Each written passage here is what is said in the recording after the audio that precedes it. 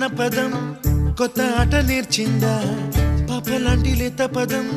పాఠశాలగా కూనలమ్మ జానపదం పల్లె దాటి వచ్చిందా చవళిల జానతనం పాట చూపగా కుంచెలో దాగే చిత్రాలు ఎదురొచ్చేలా అంతటా